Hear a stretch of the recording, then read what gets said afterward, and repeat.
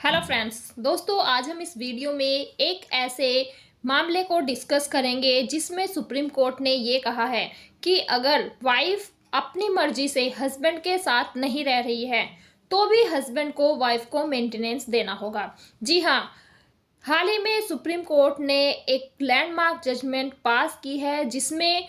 Supreme court ने ये कहा है कि अगर वाइफ हस्बैंड की साथ नहीं रह रही है, यानी कि हस्बैंड की कंपनी को उसने अपनी मर्जी से छोड़ दिया है, तब भी जो हस्बैंड है उसको वाइफ को मेंटेनेंस देना होगा। दोस्तों अब हम समझते हैं कि पूरा मामला क्या है। दोस्तों इस मामले में जो वाइफ और हस्बैंड है उनकी मैरिज 2014 में की गई थी। उसके बाद 2015 में वाइफ ने अपने हस्बैंड के साथ रहना छोड़ दिया और वाइफ ने अपने हस्बैंड के ऊपर क्रूएल्टी का इल्ज़ाम लगाया। साथ ही वाइफ ने ये कहा कि जो हस्बैंड है वो वाइफ से डाउरी की मांग करता है, उसके साथ मेंटल क्रूएल्टी करता है और साथ ही जो हस्बैंड है उसका एक्स्ट्रा मैरिटल अफेयर है। ये सारी चीज़ें होने के बावजूद वाइफ ने हस्बैंड को 2014 से 2015 तक टॉलरेट किया और जब हस्बैंड ने वाइफ से 5 लाख रुपए की मांग करना स्टार्ट कर दिया तो वाइफ परेशान होकर के अपने घर जाकर के रहने लगी। उसके बाद वाइफ ने अपने घर से यानी कि अपने पेरेंटल होम से 125 ऑफ सीआरपीसी का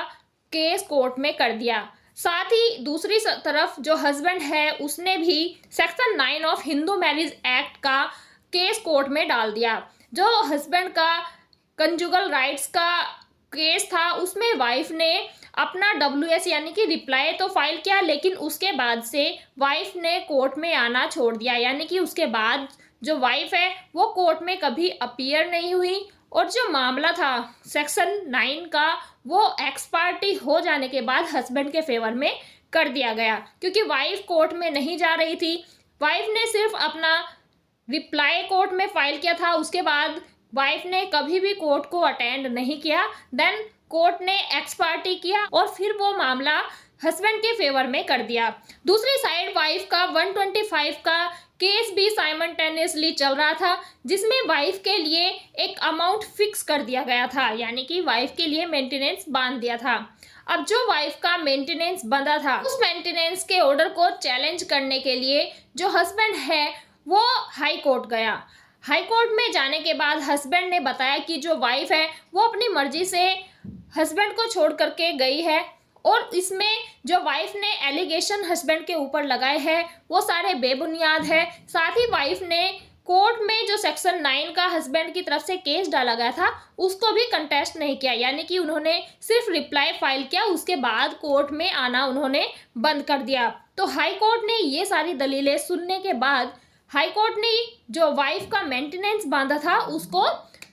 खत्म कर दिया, यानी कि हाई कोर्ट ने ये कहा कि अगर वाइफ अपनी मर्जी से हस्बैंड की कंपनी छोड़ करके गई है, अपनी मर्जी से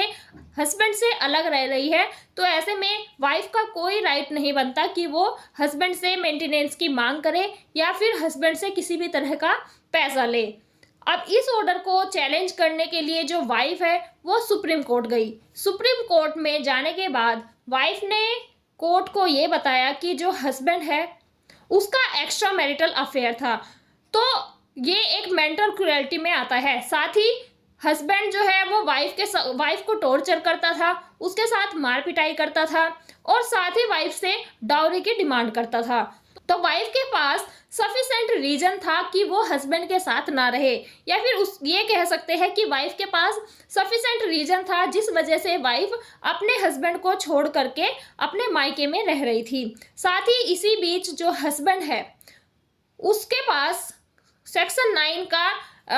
9 की डिक्री थी, यानी कि सेक्शन 9 का केस हस्बैंड ने कोर्ट में डाला था, वो हस्बैंड के फेवर में हो गया था। उस डिग्री के हो जाने के बाद भी जो हस्बैंड है उसने कोर्ट में उस डिग्री को एग्जीक्यूट कराने के लिए कोई एप्लीकेशन नहीं डाली, यानी कि जब सेक्शन 9 का केस हस्बैंड के फेवर में हो गया था देन हस्बैंड को अब उस डिग्री को एग्जीक्यूट कराने के लिए कोर्ट में एग्जीक्यूशन डालनी थी, तो हस्बैंड ने ऐसा कोई एफर्ट नहीं किया, कोर्ट में कोई एग्जीक्यूशन फाइल नहीं की, कोर्ट से ये डिमांड नहीं की कि उसकी वाइफ को कहा जाए कि वो आकर के हस्बैंड की कंपनी ज्वाइन करे। तो हस्बैंड ने इस तरह का कोई भी एफर्ट नहीं किया है। साथ ही जब हस्बैंड और वाइफ दोनों साथ में रह रहे थे, देन वाइफ का मिसकैरेज हुआ था। उस दौरान भी जो हस्बैंड है उसने ना तो वाइफ की केयर की और ना ही वाइफ को किसी भी तरह से सपोर्ट किया था। तो ये सारे रीजंस थे जो वाइफ ने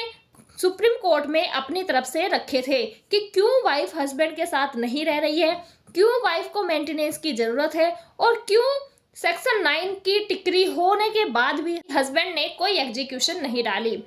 दोस्तों, यहाँ पर सुप्रीम कोर्ट ने ये भी कहा कि जो हस्बैंड के पास सेक्शन 9 की डिक्री है, यानी कि जो सेक्शन 9 का केस हस्बैंड ने डाला था वो हस्बैंड के फेवर में है, लेकिन वो जो केस हस्बैंड के फेवर में हुआ है वो कोई भी कंटेस्टेड केस नहीं था, उसमें एक्स पार्टी वाइफ को किया गया था, देन वो केस हस्बैंड के फेवर में हुआ था। तो यहाँ पर भी ये हम क्लियरली नहीं कह सकते कि जो हस्बैंड है वो ठीक है और उसके द्वारा जो भी दलीलें कोर्ट में दी गई है वो सारी सही है, क्योंकि यहाँ पर जब वाइफ ने कोई कंटेस्ट ही नहीं किया, वाइफ कोर्ट में आई ही नहीं, सिर्फ वाइफ ने अपना रिप्लाई फाइल किया, तो इस तरह की डिक्री को सुप्रीम कोर्ट ने ये कहा कि ये मैट्रिमोनियल डिस्प्यूट है और ऐसे में अगर हस्बैंड को एक्स पार्टी ऑर्डर मिलता भी है तो भी वाइफ को ये नहीं माना जाएगा कि वो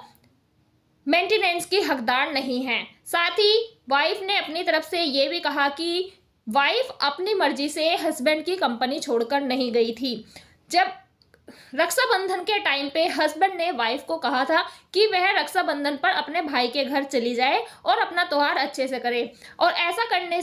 कहने से वाइफ अपने भाई के पास चली गई थी। उसके बाद से हस्बैंड ने वाइफ से कोई भी मतलब नहीं रखा, ना ही वो उसको लेने के लिए गया और उसकी तरफ से कोई भी एफर्ट नहीं किए गए। तो सुप्रीम कोर्ट ने ये कहा कि अगर किसी वाइफ के पास सफिशिएंट रीजन है और वो अपने हस्बैंड से अलग रह रही है और हस्बैंड अपनी वाइफ को लाने के लिए कोई भी एफर्ट नहीं करता है सेक्शन 9 की डिक्री होने के बाद भी, तब भी हस्बैंड ने कोई एग्जीक्यूशन कोर्ट में फाइल नहीं की जिससे कि उसकी वाइफ आकर के उसके साथ रहे, तो ऐसे में ये नहीं कहा जा सकता कि यहाँ पर वाइफ अपने हस्बैंड के साथ नहीं रहना चाहती है, क्योंकि वाइफ के पास सफिशिएंट ग्राउंड्स थे, सफिशिएंट रीजन था जिसकी वजह से वाइफ अपने हस्बैंड को छोड़ करके, या फिर ये कह लीजिए जिसकी वजह से जो वाइफ है वो हस्बैंड से अलग रह रही थी। तो यहाँ पर जो सुप्रीम कोर्ट है उसने वाइफ के मेंटेनेंस को जारी रखा और ये गाइडलाइन दी कि अगर वाइफ हस्बैंड के साथ नहीं रह रही है तो इट डजंट मीन कि वाइफ मेंटेनेंस की हकदार नहीं है। वाइफ को मेंटेनेंस तब भी मिलेगा अगर वाइफ हस्बैंड के साथ नहीं रह रही है और उसके पास सफिशिएंट रीजन है हस्बैंड के साथ ना रहने का। तो दोस्तों, सुप्रीम कोर्ट का ये जजमेंट आपको कैसा लगा, आप हमें कमेंट बॉक्स में कमेंट करके जरूर बताएं। थैंक यू दोस्तों।